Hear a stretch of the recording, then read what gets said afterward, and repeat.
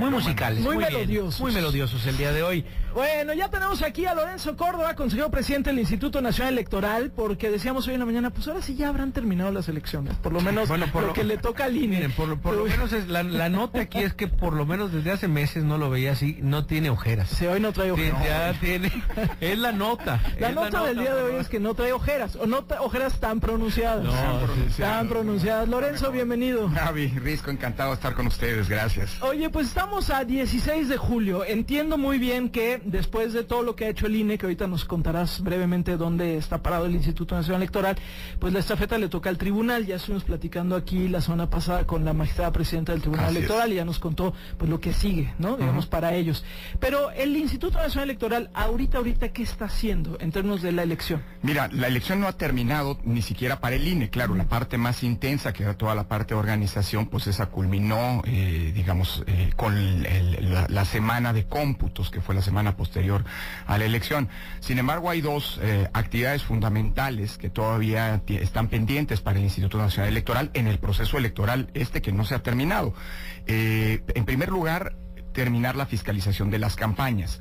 Hace un par de días, este fin de semana, terminó la posibilidad para los partidos políticos y los candidatos de explicarle al Instituto Nacional Electoral, presentar pruebas pues en su favor respecto de las presuntas omisiones, irregularidades, en fin, que en una primera instancia el INE había determinado. La fiscalización de las campañas va a terminar el 6 de agosto. Ese día vamos a tener una sesión del Consejo General en donde vamos a conocer el proyecto de todos los 17,000 informes de campaña, más de 17,000 que corresponden a los candidatos, las y los candidatos que compitieron en las elecciones del 1 de julio, tanto a nivel federal como a nivel local. Esos dictámenes, una vez que sean aprobados, se tienen que entregar a las salas del Tribunal Electoral o bien a los tribunales electorales de los estados que van a calificar las elecciones. Esa es una de las primeras grandes tareas. Eso con independencia de que la vida ordinaria del INE continúa. Pasado mañana vamos a tener sesión de consejo, vamos a conocer de algunas quejas en materia de fiscalización que no tienen necesariamente que ver con las campañas, pero bueno, en fin, sigue habiendo, digamos, una actividad ordinaria intensa de parte del instituto. Y el segundo tema que está todavía pendiente, y está pendiente porque necesitamos que el Tribunal Electoral resuelva todas las impugnaciones que se han presentado respecto de las elecciones de diputados y senadores, es la asignación de los diputados y senadores de representación proporcional. Esto va a ocurrir, tenemos planeado en una sesión el 23 de agosto, con lo que ahí sí, con la notificación, digamos, de esas asignaciones a las cámaras respectivas, terminaría el trabajo del INE. La próxima semana hay cosas menores, por ejemplo, esta semana, a partir de mañana, comenzará la entrega a las cámaras de diputados de los expedientes de aquellos diputados que fueron electos por la vía de mayoría relativa. En ese momento se cierra el trabajo del Instituto Nacional Electoral. Paralelamente, como lo comentabas, está el trabajo del tribunal, que está resolviendo las impugnaciones y que tendrá que, por cierto, eso lo establece la ley. Hace algunos días en un programa me preguntaban, ¿y por qué el INE no quiere lavarse las manos y no contar los votos de presidente? Bueno, porque el cómputo final de la elección presidencial por ley le toca al tribunal, que es el que va a entregar la constancia del presidente electo. Que además ustedes ya lo contaron, además el INE lo contó. Digo, en una primera instancia, el cómputo final le toca al tribunal, porque ellos resuelven las impugnaciones y ellos serán quienes entregarán, insisto, este documento que ya acreditará finalmente a Andrés Manuel López Obrador como presidente electo, formalmente hablando. Así que nada de sospechosismo. No, nada, para nada. Porque la gente, digo, pero pues así hubo dudas, y me parece increíble, ¿no? Es que no le quieres entregar la constancia del presidente electo, no, pero si nosotros dijimos cuántos votos había a favor suyo, ¿no? Y ya con el paso de los días, 15 días después de la elección, y haciendo un análisis de lo que sucedió en esta campaña, ¿qué te pareció el comportamiento de los partidos políticos? Mira, yo creo que el comportamiento de todos los actores, Risco, estuvo a la altura de las circunstancias, la verdad, y hay que reconocerlo. Tanto de los propios partidos como de los candidatos presidenciales, parecía que en México esto que decía Felipe González, quien fue primer ministro de España, y repetía con mucha insistencia que era una de las características de la democracia, es decir, la aceptabilidad de la derrota, pues no era parte de la cultura política en el país, y la verdad lo que vimos la misma noche de la elección es que los 3 candidatos presidenciales derrotados, incluso antes de que hubiera cifras oficiales, sí, aceptaron la derrota. El candidato ganador, Andrés Manuel López Obrador, se esperó a que hubiera resultados oficiales antes de celebrar el triunfo. En fin, yo creo que hubo un comportamiento ejemplar durante la jornada electoral, la noche de la jornada electoral. Hubo incidentes aislados, en algunos casos muy específicos, algunas zonas del estado de Puebla que se está investigando, aunque no es competencia del INE porque se trata de una elección local. El INE también está haciendo investigaciones al respecto, pero en términos generales yo creo que hubo un comportamiento ejemplar tanto de medios de comunicación como de gobiernos. El gobierno de la República, que me parece que estuvo también a la altura de las circunstancias. Creo que las autoridades electorales, pues digamos, también estuvimos a la altura de esa alta vara que nos dejó la ciudadanía. En fin, creo que fue una jornada ejemplar en muchos sentidos, ¿no? Oye, Lorenzo, te escuchamos en algunas entrevistas. Recuerdo que lo tenía como, el Universal lo puso como titular, que decías que los teóricos del fraude se quedaron sin materia en esta elección. Y luego por ahí algún artículo, por ejemplo, de Bernardo Barranco, que dice que había sido muy triunfalista el doctor Lorenzo Córdoba con el tema. Pero más allá de eso me gustaría retomar esto. Dices, los teóricos del fraude se quedaron sin materia. ¿A qué te refieres? Mira, Gaby, déjame planteártelo así. Me da la impresión, creo que nadie está cuestionando la democraticidad de estas elecciones. Sí, no. Pero hay que ver los periódicos, sí, ni siquiera los que reiteradamente habían venido criticando a nuestro sistema electoral y a la actuación de las autoridades electorales. Pero la pregunta que hay que hacernos es, ¿realmente de repente nos despertamos y éramos un país democrático? Es decir, el 1 de julio realmente desembarcamos a la playa de la democracia, en la que nunca habíamos estado. ¿O realmente las condiciones para que el 1 de julio ocurriera lo que ocurrió, es decir, se emitieran de manera libre los votos y decidieran de una manera muy clara, nítida, el destino político del país, es producto de que las condiciones ya existían? Finalmente, la democracia no son los resultados electorales. La democracia es que exista una serie de reglas y condiciones para que los votos se emitan libremente. Eso, en apretadísima síntesis, es lo que es la base de la democracia. Luego podemos seguir discutiendo que si democracia y desigualdad se llevan o no. Hay muchos pendientes para nuestro sistema democrático. Pero la esencia de la democracia, de lo que algunos llaman democracia electoral, es que existan condiciones y reglas para que los votos se emitan libremente y sean contados efectivamente. El fraude, yo lo entiendo como una manipulación dolosa y generalizada de los votos, que alteran la voluntad popular emitida en las urnas. Bueno, si esto es así, creo que lo que ocurrió el 1 de julio pasado, en realidad es la constatación de que las reglas y las condiciones para que las y los ciudadanos pudieran votar libremente y decidir libremente el futuro político de sus comunidades ya estaban ahí. No es casual, Gaby, que en los últimos 4 años, desde 2015 hasta 2018, en las elecciones que se realizaron en cada uno de estos años, hayamos presenciado el mayor número de alternancias en la historia del país. Y si bien soy el primero en señalar que la democracia no significa alternancia, porque eso significaría que cuando el voto libre decide que continúa un gobierno, pues no hay democracia y es absurdo. Claro. Que democracia, si bien no significa alternancia, sí significa que existan las condiciones reales, materiales, objetivas, para que, si así se decide, pueda haber alternancia.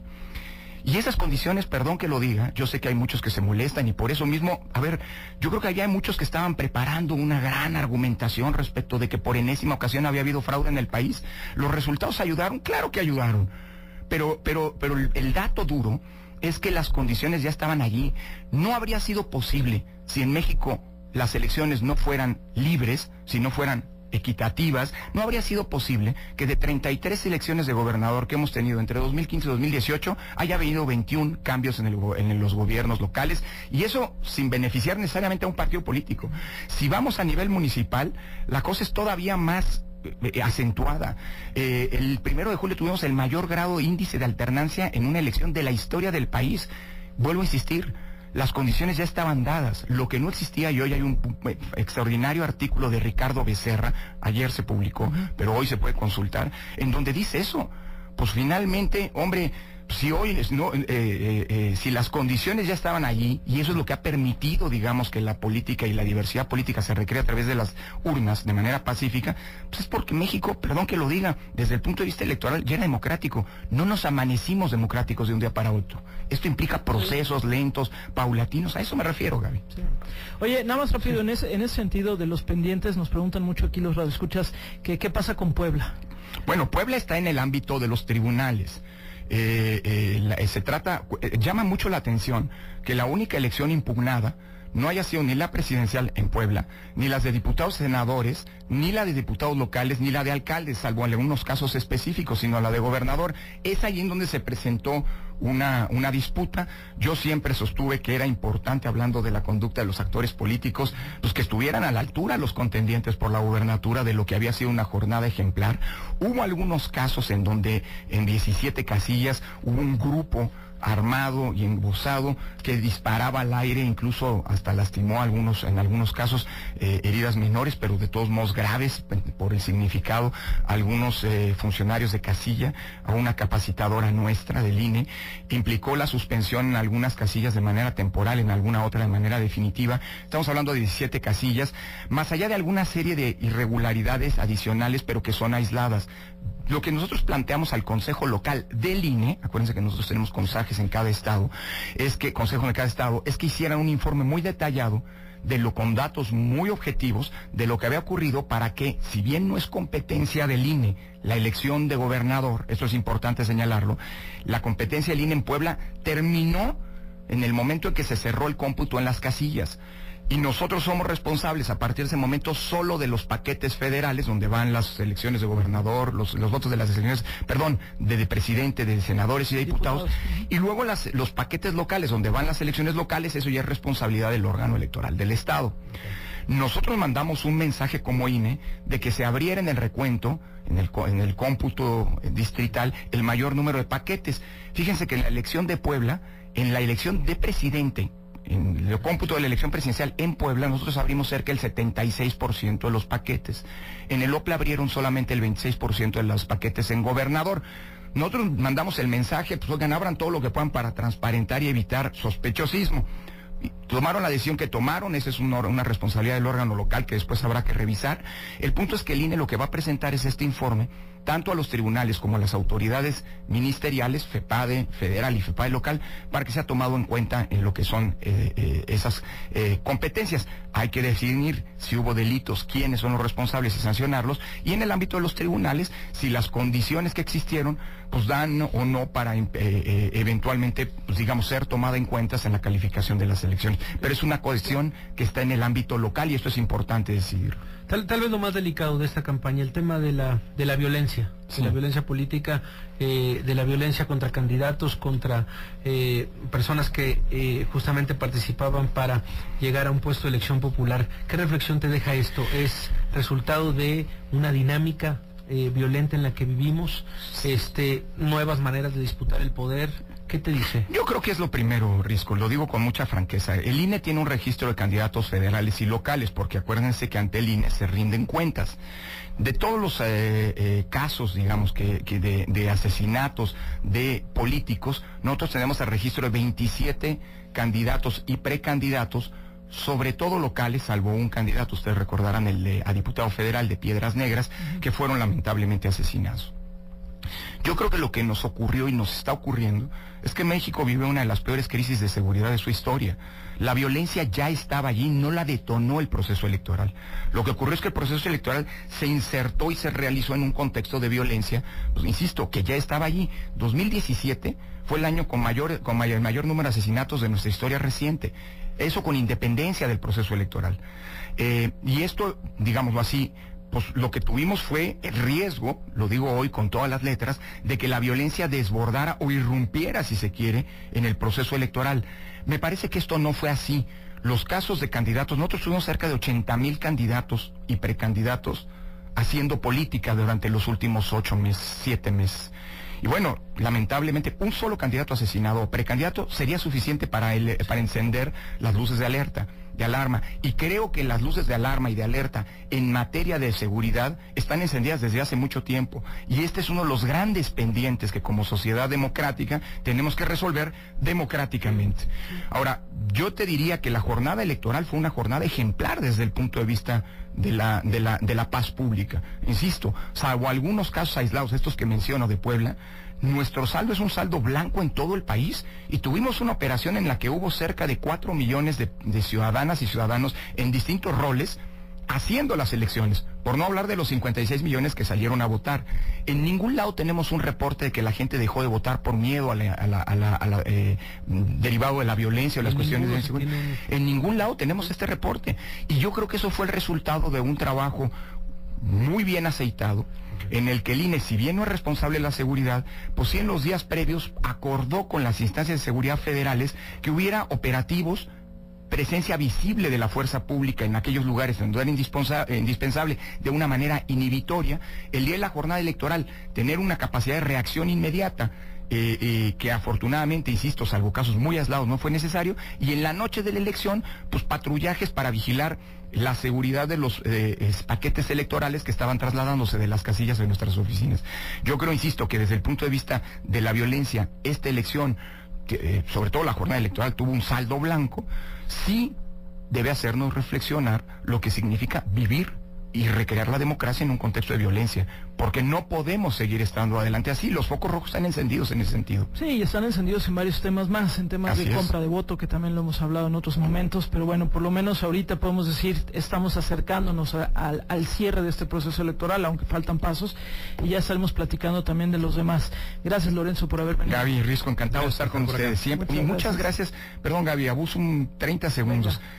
La verdad es un reconocimiento a los medios de comunicación como ustedes, Gaby. Además tú fuiste una de las moderadoras destacadas de este nuevo ejercicio de los debates presidenciales, de esta nueva etapa, pero creo que los medios estuvieron no solo a la altura en el combate a las noticias falsas, a la desinformación, sino que jugaron un rol importantísimo. Sin medios abiertos a la pluralidad política, a la cobertura objetiva, difícilmente puede pensarse la democracia, y desde ese punto de vista, Gaby, Risco, un reconocimiento por el trabajo hecho. Muchísimas gracias. Pues gracias, de ida y vuelta, por supuesto. Es Lorenzo Córdoba, el consejero presidente del Instituto Nacional Electoral.